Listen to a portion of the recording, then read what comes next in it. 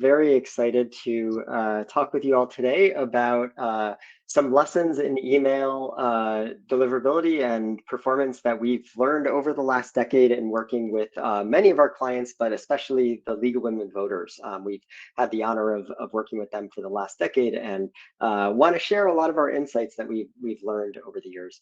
If folks aren't familiar, I know we have a few new folks joining this call. We are Corner Shop Creative. We are a digital marketing agency. We support nonprofit organizations of all different sizes in everything from website design, website support and hosting and maintenance, and digital strategy, including things like Google Ad Management, SEO marketing, and email marketing as well. So if you're interested in talking about any of those services or seeing how we can implement some of these improvements for your email marketing campaigns, please feel free to reach out to us. We're always happy to chat and talk with folks. So without further ado, I'm going to turn this over to Andy to talk through everything we've learned. So much, Ira. I'm going to go ahead and share my screen so that we can see the presentation. All right, I think we're all set there. So awesome. Well, I'm really excited to get started. Thank you everyone for joining. I think this is going to be a really cool presentation. If I have not had the chance to meet you before, I know I see some familiar names in the attendee list. My name is Andi Salinas. I use they, them pronouns. I'm based in Denver, Colorado, and I am a senior project manager for digital strategy at Corner Shop Creative. So I do a lot of the work with CRM onboardings, SEO, Google Ads, and especially email work. So I'm really excited to share all the stuff that we've learned. Awesome. All right, then we'll go ahead and get started. So what we'll cover today, we'll do a very brief presentation context. This is 10 years of email data. So we're looking at 10 years of historical events, specifically in the United States. So I think it's really good to have that context before going into the lessons that we've learned. We'll also do a little quick behind the scenes of how we at Corner Shop get your email from point A to point B. And then we'll go over 7 lessons that we've learned. All right, awesome. So starting out with context. So as Ira mentioned, we've had the honor of working with the League of Women Voters for the past 10 years. And it's been awesome. I've loved being the project manager for their email engagement. If you're not familiar with the League of Women Voters, they are a nonpartisan grassroots organization focused on working to protect and expand voting rights and ensure everyone is represented in our democracy. And then looking at the past 10 years, so we're starting in 2015 all the way to 2025. We've seen a lot in those past 10 years. We've seen the end of Obama's second term, the first Trump term, the only Biden term, and the second Trump term. And then we've also seen Obergefell v. Hodges, Dobbs v. Jackson, so some really politically significant SCOTUS rulings. We've seen the rhetoric around the Affordable Care Act, the Tax Cuts and Jobs Act, and we've also seen some government shutdowns. There's also been a number of politically significant mass shootings. So talking about Pulse, Parkland, First Baptist Church in Texas. We also saw COVID. I'm sure nobody has forgotten that. That was a big historical moment for the United States. And then we also are seeing surging misinformation, especially in the past presidential campaigns and the rise of AI. So now we're going to take a quick look behind the scenes at what the Corner Shop Creative process looks like. So generally speaking, we usually start with copy delivery, whether that's another marketing agency that we're working with, like Marketeam or other folks like that, or our own team is creating the copy, or the client themselves provides the copy. So we'll take that copy. We will then create the email. So we'll do an internal production process where we start the email. We do internal QA. We use a tool called Litmus, and we make sure the emails look good across all email platforms because each email platform has a different way of rendering the email's code. And if you've worked with Microsoft, I'm sure you've seen some of the differences in how they especially can show their email code. We'll then pass along the email for client revisions. So do 2 rounds of revisions there to make sure that everything looks good. And then once we get the approval that everything's ready to go, we'll send and report. Now, our templates that we use are fully tested. That means that we are testing all of the code, all of the email browsers and platforms. We're looking at Microsoft 365 on Windows, and we're looking at Gmail on iPhone, and also all the different versions of iPhones and their Apple Mail. We're also looking at Firefox, Chrome on browser, things like that. We also have Outlook and dark mode specific code. I don't know if you've had the chance to see an email in dark mode, but a lot of times it'll show up a little differently with the colors so that it's still legible. And dark mode specific code can be difficult to control. So we always try our best to make sure it looks great and matches your branding colors as much as we can in dark mode. We also use live text wherever possible. So if you see the point below that, accessibility is a priority. A huge part of accessibility is having live text in your emails. So a lot of times, if you see an image in an email, I know especially like a lot of companies will do this, well, they'll put text about a lot of text in their images.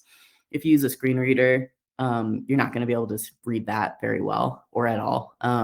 So we want to use live text wherever possible, and then make sure our emails are accessible, not just with live text, but making sure that the font is the correct size, everything is accessible with the colors and things like that.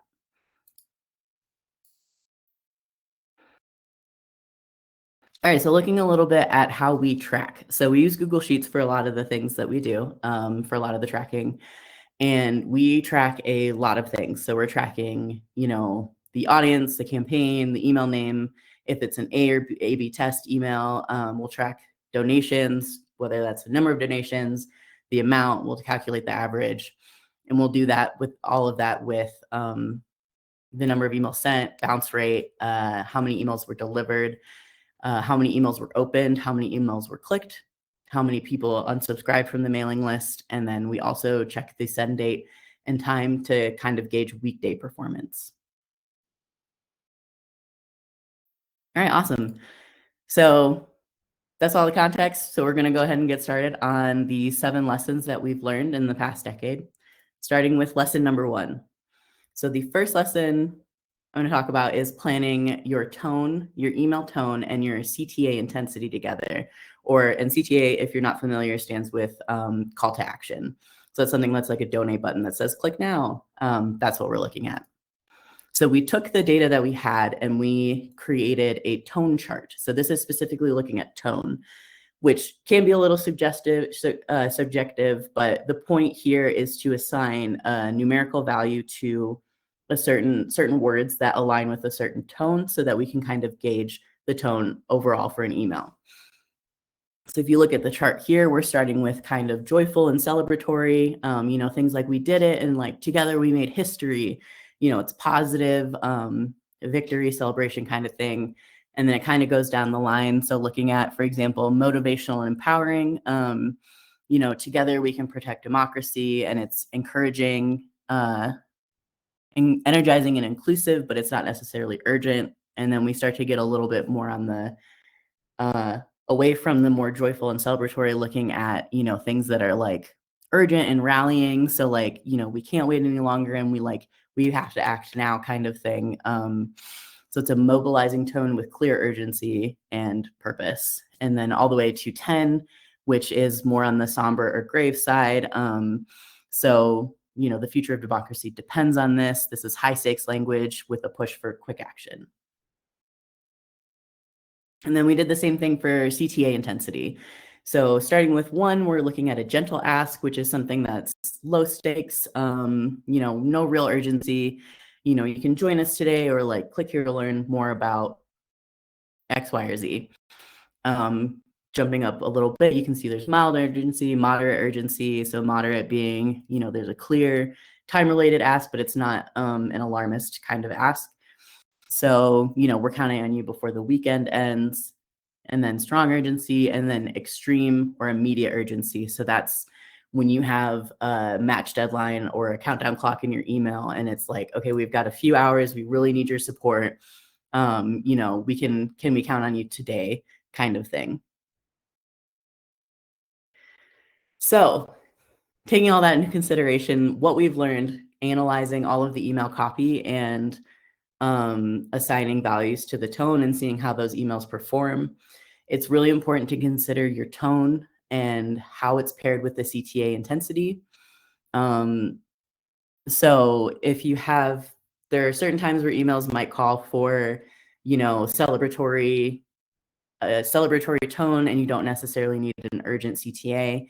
There are times where you might have a really somber or grave email, like when a really significant SCOTUS ruling comes out, and you need to respond in that way.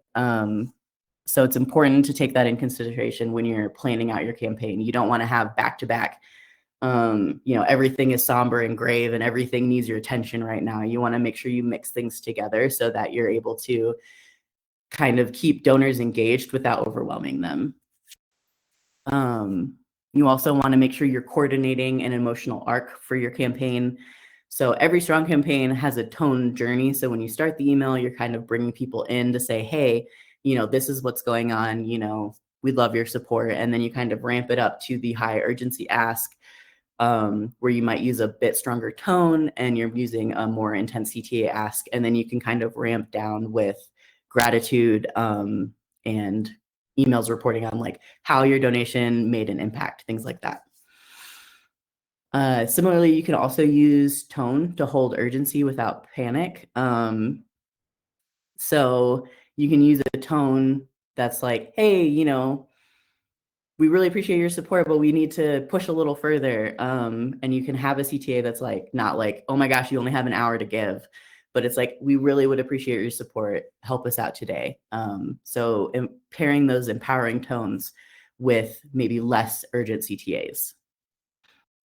You can also use tone shifting, a tone shifting campaign as a re-engagement tool. So after a campaign peaks and you have that really urgent ask, immediately pivoting to a tone that's more grateful. So like a very simple, here's what you accomplished email after a campaign helps reset emotion and prevents donor burnout.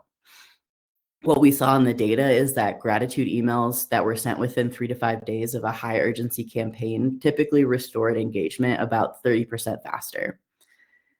You also want to make sure you're anchoring your asks in agency. So donors give when they think that their actions are making a difference, which they do, and they like seeing that is how their donation is being seen. So you want to pair all your high intensity CTAs with a statement of impact. So instead of saying something like, your time is running out, you can say something along the lines of, you can make the difference before midnight. An agency can also turn anxiety into action. So looking at a little bit of data, we can see 2 different campaigns. So a 2023 end of year campaign and then a 2022 SCOTUS rapid response. So we can see the 2023 end of year was urgent and empowering, but had the same CTA intensity. And then as the 2022 SCOTUS, which was more grave and somber, the more encouraging tone had a higher lift in open rate, in the click-through rate, in the average gift, and the revenue per 1,000 emails. And of course, I'll actually go back and say there is also definitely a time for things to use a somber tone. So you don't want to just always be positive and hopeful. If something really awful happens, you do want to make sure you're reacting properly to that. So again, like I said, there's a good way to mix tones so that you're getting a full picture. So number 2, expect and plan for donor fatigue. So this actually kind of builds off of what I was just talking about. Sometimes donors can become a little burned out after a lot of asks. I think a lot of people, if they're signed up for a mailing list, they're probably signed up for a few. They get asks from a lot of different nonprofits or, other kinds of asks. So it's really important to plan for that fatigue. So building that into your marketing calendar is really important. And it's a good way to build trust during that kind of lower period where you expect less donations. That's a good time to really thank the donors for their contribution, make sure that you are communicating how much you appreciate their support. Because we did see that after intense asks, it was usually followed by a cool down period, and that's typically when donors gave less and there was more of a focus on stewardship. So after high intensity ask, like I said, following with thanking or reporting impact and showing gratitude, that'll help you bounce back a lot faster. So the next lesson, I don't think this will necessarily be a surprise to anyone, especially if you're in the fundraising field. Giving Tuesday, GT, and then end of year EOI are still fundraising powerhouses.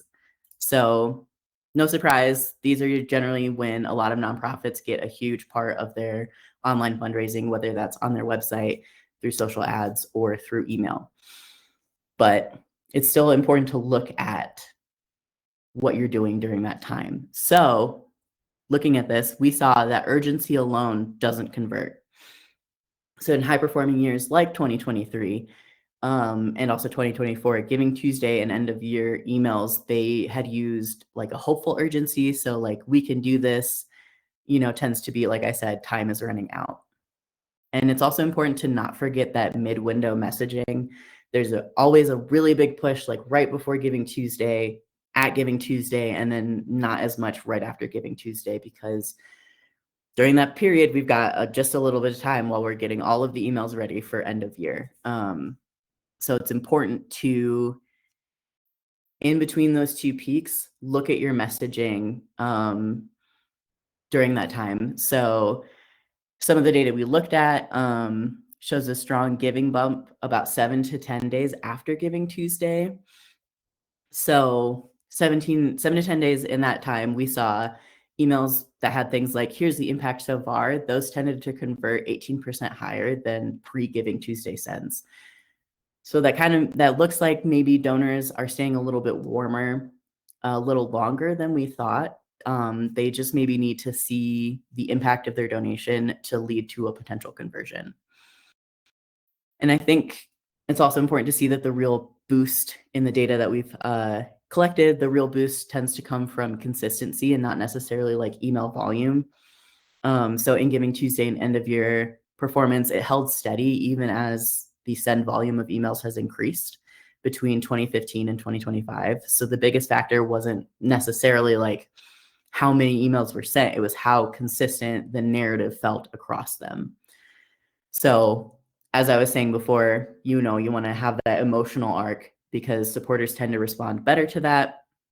So starting with awareness, and then action, and then impact and gratitude.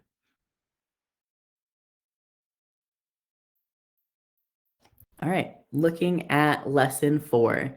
So we're going to talk a little bit about balancing email volume with efficiency. I think we've seen a lot more emails in our inbox as time has gone on. I feel like in 2015, we maybe didn't have as many emails. I mean, I was in college at the time, so I was getting all my college emails. I wasn't necessarily getting a lot of the marketing emails that we always get in our Gmails or Yahoo accounts or whatever. So there's a lot of emails in our inbox, and it can be hard to find ways to stand out when, a lot of different people are asking for support or asking somebody to take an action, whether that's to sign a petition or something like that. So in looking at the data that we've had from 2015 to 2025, email volume did increase quite a bit. And it's important to look at, as your email volume increases, is your efficiency also increasing or is it decreasing?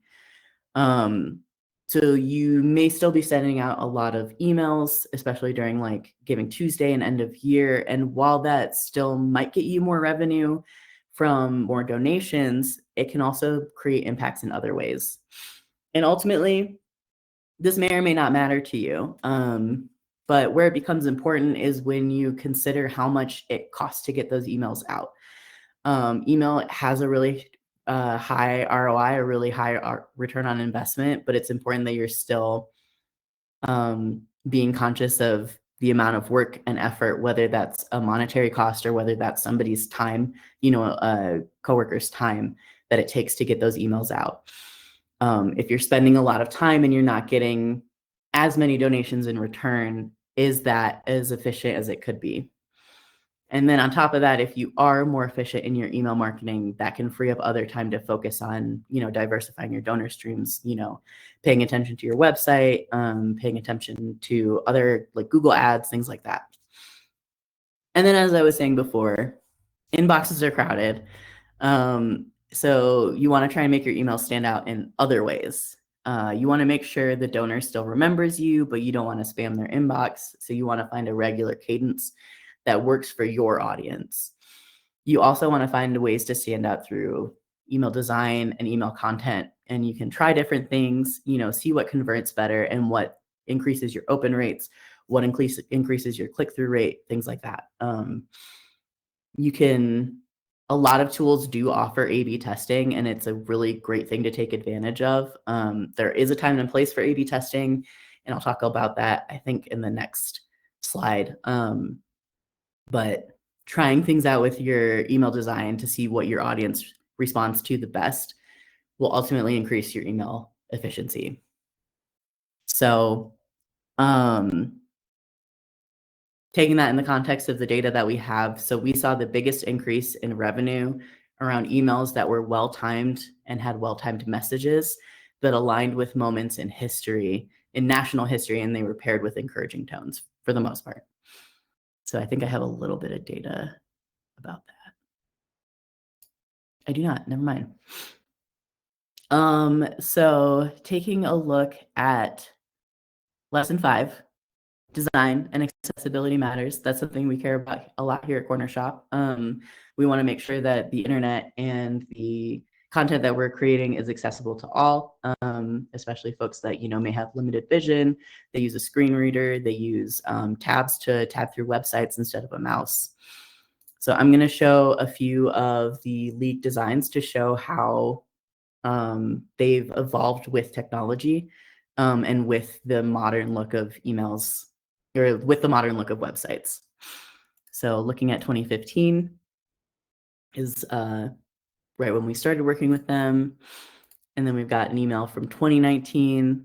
You can kind of see a change in coloring and how the email is structured. And then we've got an email from 2021, similar to 2019, but there's still a little bit of difference there. And then looking at the emails we've landed on now.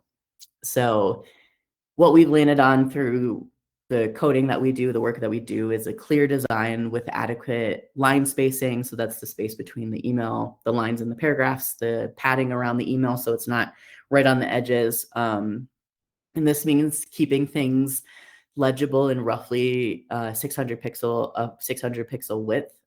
It's important to remember that emails are not as wide as web pages or Word docs. You're working with a lot less space. So you want to make sure that even though you have a design that looks beautiful in your PDF, it may not translate the same way in an email. There's also a well-positioned logo in the header, so it clearly indicates who's emailing without dominating the header space. As I mentioned before, there's live text wherever possible. So the double your gift today that you see in that design is actually live text. That's text that you could copy. That's text that could be picked up by a screen reader. And yeah, we love live text. And then if the images are turned off in an email, that live text will still show up. And then building on that, actually, so all of the buttons are actual buttons. They're not images. So that's the same issue as I just mentioned. If images are turned off in an email, which I know sometimes Microsoft will turn off images automatically, or some people just turn off images in their emails, the buttons will still show up. So those won't disappear. They'll always be there. And then we make sure the CTA stands out. We make sure it has appropriate spacing and sizing so that the ask is clear without dominating the email. All right. So lesson 6, it pays to be flexible. What does that mean? It means that if there's something in the national sphere that's going on, it pays to be able to respond to that quickly. So a lot of times you'll see things with things like rapid response emails where, let's say there's a ruling like, the Obergefell v. Hodges ruling, having a rapid response right after that, that can be a very celebratory win email, like, yay, we did this. That can be a great time to capture the moment, the national moment, and capitalize on that, on what's going on, to kind of get in touch with your audience, and also look at increasing donations. So with those rapid response emails, a simple template is going to be your best friend. It's going to have the quickest turnaround. It's not necessarily the time to be trying a lot of new things. You can, but the whole point of the rapid response email is to get that out very quickly. So we're talking a pretty simple header with a very clear message in the email body. So our rapid response templates do allow for a truly rapid response.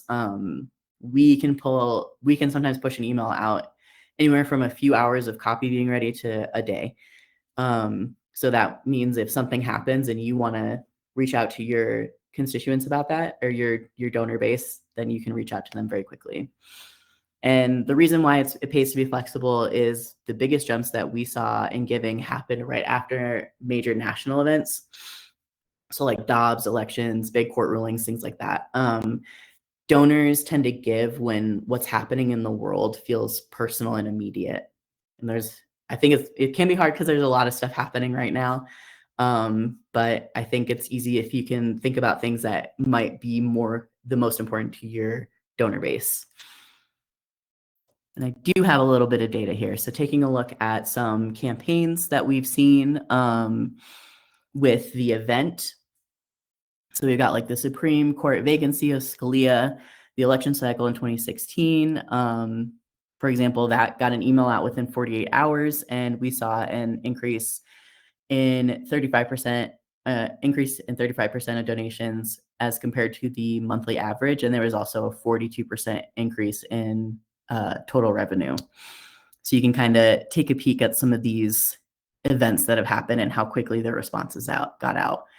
I think you can see the biggest event was Dobbs v. Jackson. That's when Roe v. Wade was overturned. We got an email out within the same day, and that saw an 88% increase as compared to the June average, and then in the number of donations, and then a 92% increase in revenue. So just let folks look at that for a sec.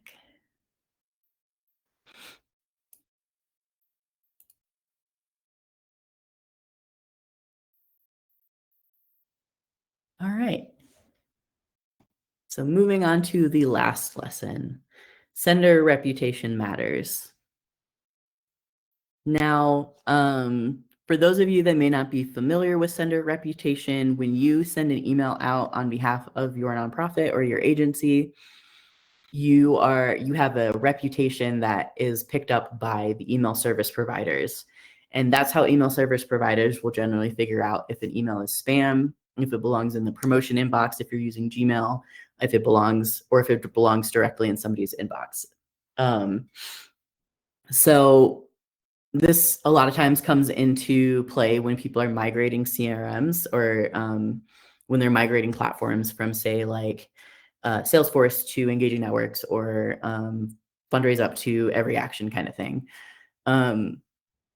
Warming can be important depending on the CRM that you're using. So warming is when you gradually increase the email volumes, the email send volume to your senders. So you're not sending all of your emails to your whole audience at once.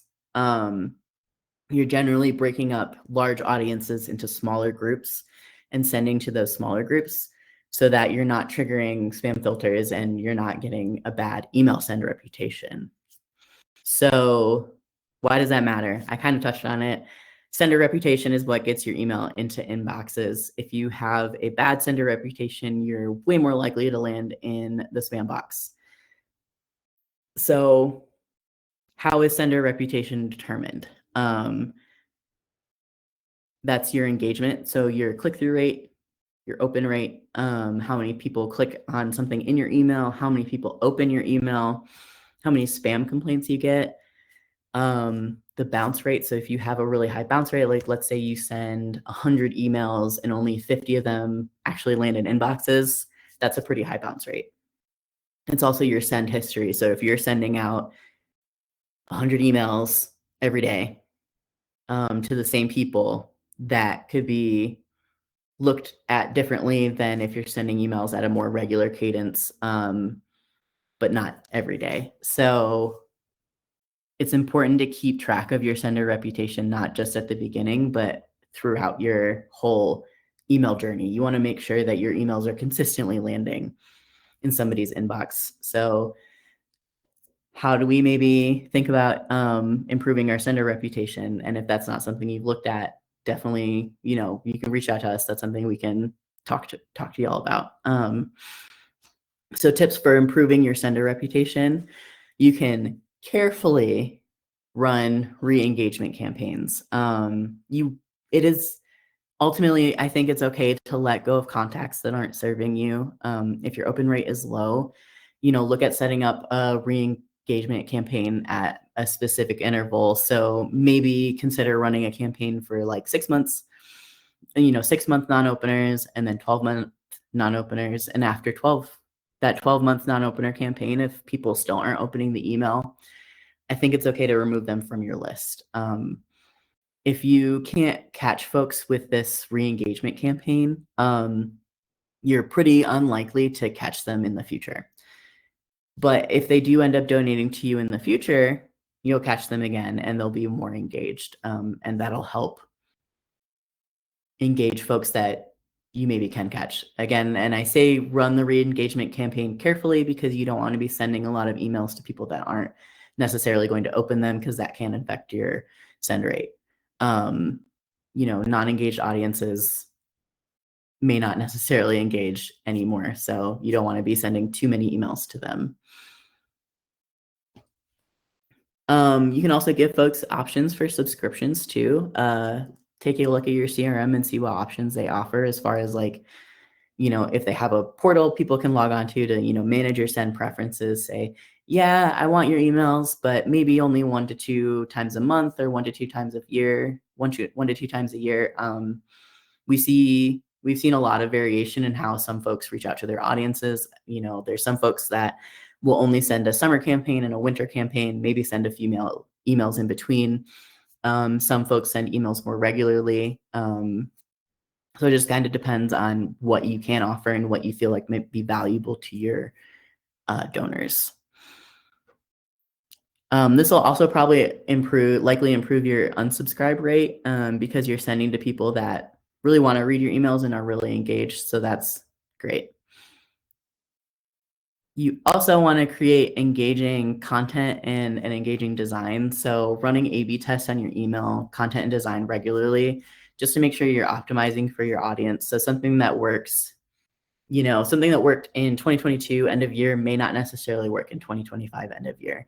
And these could be things as simple as testing your donation buttons, the language on them, testing the colors, testing the email length, testing images in the email. There's a lot of small changes that you can make that can improve your email engagement. It's also important to think about segmenting if that's not something that you're actively doing. You can segment things based on interests. You can also segment maybe on engagement. So you can target high converting audiences with more emails and then send fewer emails to audiences that don't typically convert as often. Kind of balance that out a little bit. And then you want to think about your email volume. When you have a long campaign, for example, like Giving Tuesday, you're sending multiple emails to multiple audiences. This is where segmenting can come in handy. So you can, send most of the emails to one group, but only a few emails to another group. Kind of thing. All right, I think we have a good amount of time for questions. So thank you everybody so much for joining. And I would love to answer any questions that anybody might have. And I will also stop sharing my screen.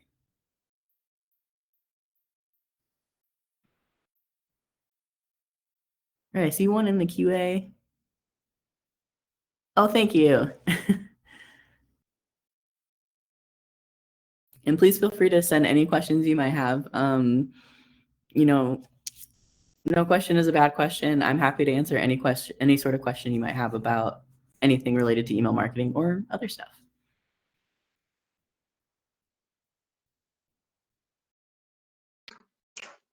While we're waiting for other folks, again, you can use the little thought bubble down at the bottom with the question mark. But while we're waiting for folks, Andy, I'd love to kind of hear your thoughts if about any time of day or any days that work better to send, or is that kind of irrelevant to some of this? Yeah, I think so. A lot of times we'll say it depends on your audience. I think your audience might respond to email sent in different days or different times differently. In the data that we've had with the league, we've seen it change over the years. Some people might be more likely to open an email on a Sunday or even donate on a Sunday. And then other people might be more likely to open an email on a Tuesday at 1 p.m. I know some CRMs do have features, like MailChimp has a send optimization feature. So you can use MailChimp's algorithm for that. But a great way to find this out is actually by testing your emails and tracking the time and day that you send to see when you tend to get the most conversions. Some people, when they get off of work, they're not looking at their email. Some people are looking at their email at work. And I think sometimes, especially for folks that, giving is part of their, spiritual beliefs, they'll tend to give more on days that they participate in their religion. So I think that's why sometimes we might see more gifts on a Sunday. So yeah, I think we've actually gotten some questions in there too. So appreciate that. And yeah, I think the first two are actually pretty similar, both around kind of balancing the type of messaging versus donations versus volunteering versus advocacy. And yeah, how do you approach those different calls to actions and ways to engage people? Yeah, so this is a really great tool. This is a really great way to use segmenting. If you have people that don't volunteer their time a lot and they don't necessarily donate, I don't know if you necessarily want to target them a lot with emails, donation asks. And you have some people that may be interested in just advocacy but not donating, or they may never open an advocacy email and only open donation engagement emails. So this would be a good time to take a look at your audience, take a look at how you're currently segmenting. And if you are sending all of the same emails to the same audience, maybe look at who actually is opening that email and kind of see if you can create different groups for that based on different interests. You don't want to get too granular, because then that can be really confusing and be a lot of work. There definitely will be some crossover, but I think it's important to kind of think about how people may tend to respond to different kinds of emails and segment them that way. A couple other things I'll just add, and then we can get to some of the other questions. But watching your unsubscribes, I think that's pretty important as well. If you're sending a lot of fundraising emails and people are not unsubscribing and you're getting a strong response, and that's obviously a good thing. But if you see the opposite, where you're not getting a good response and you're seeing lots of unsubscribes, that kind of means you've kind of swung the pendulum too far and you've been emailing them. So that's something I encourage folks to look at for this as well. And then the other thing that I love mentioning, especially as folks are using both advocacy or volunteering and donations, is to tie them together, that even your advocacy messages, after somebody fills out that petition, you can then send them to a donation form. So it's kind of fully integrated, and you're taking advantage of that moment when people are most engaged. And so that's always something that I like doing, is tying them together, so even your non-fundraising messages can lead towards fundraising.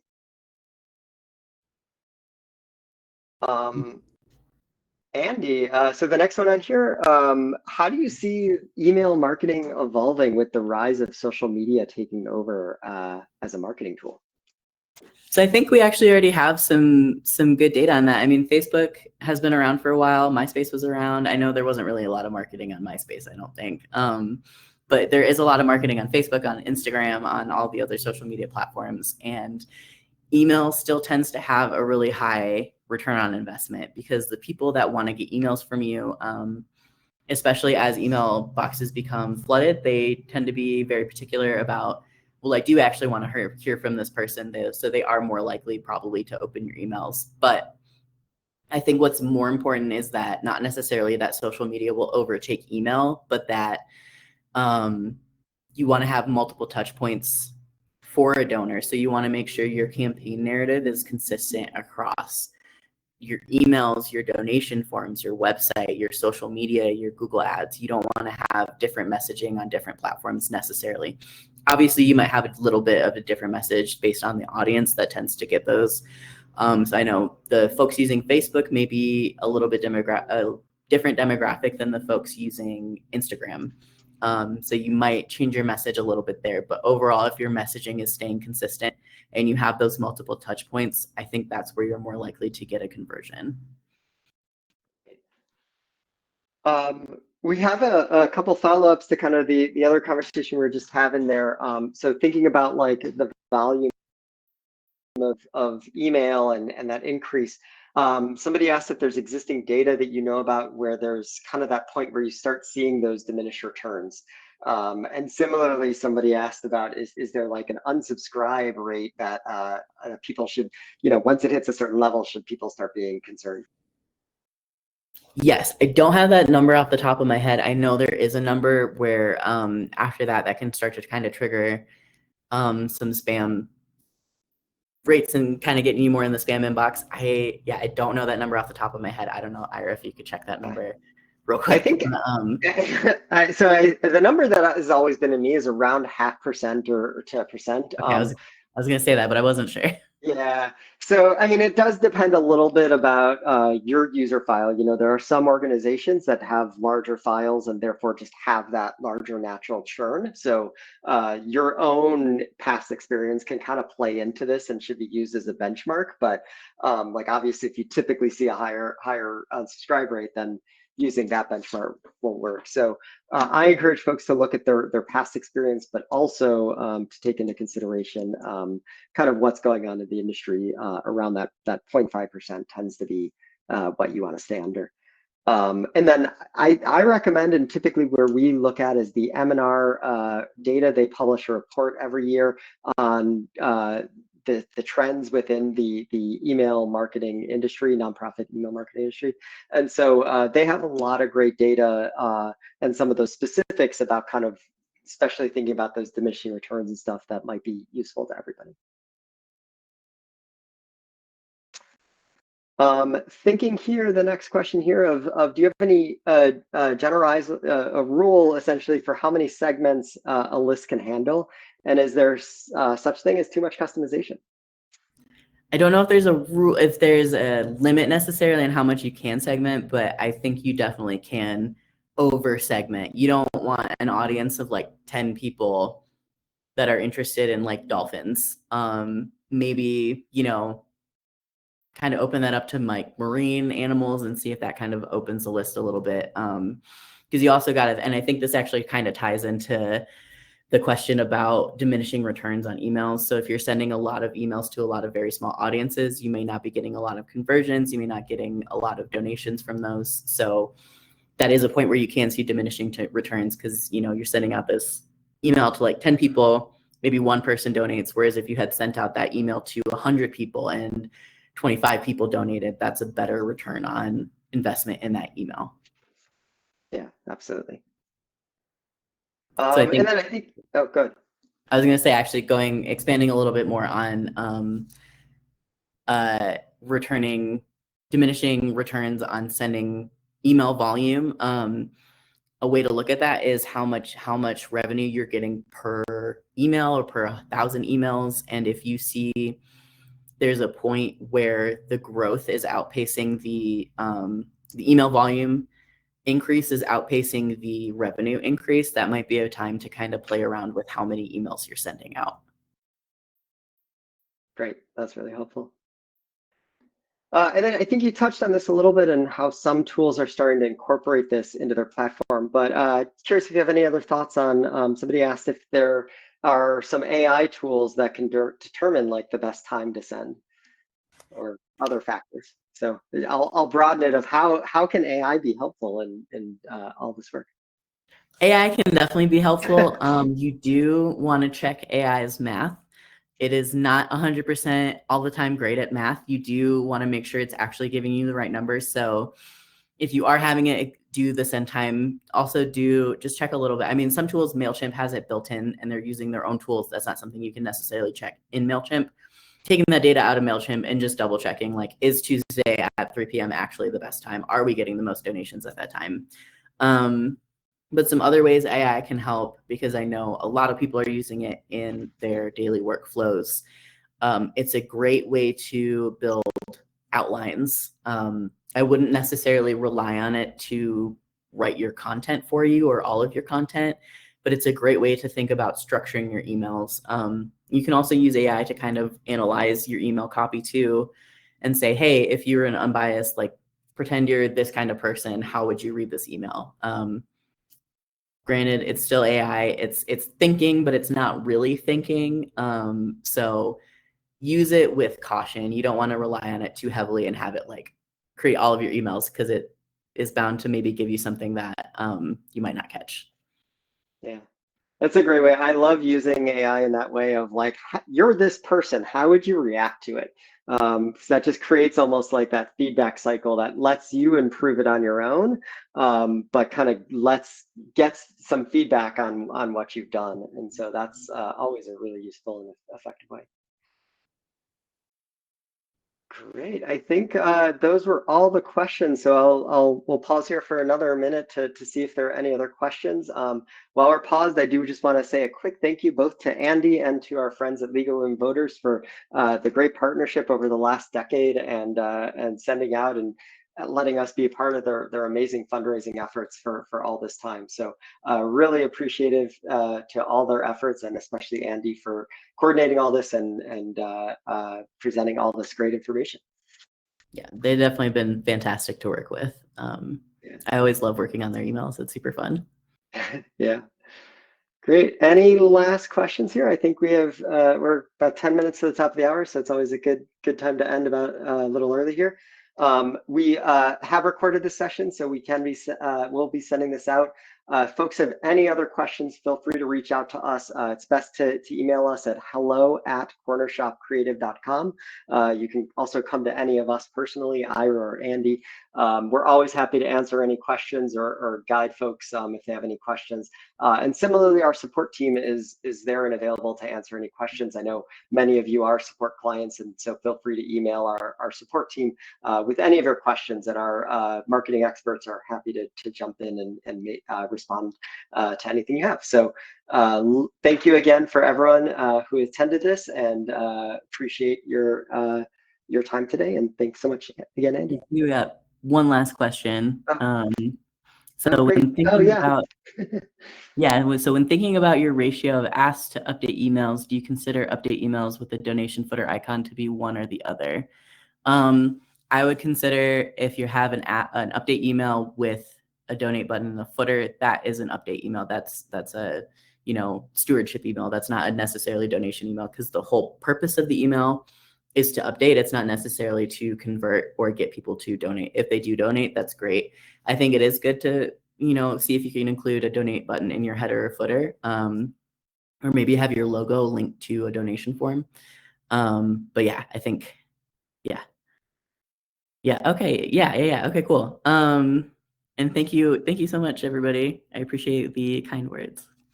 Yeah, this is great. Thank you, everyone, and I appreciate your time today. Have a great day.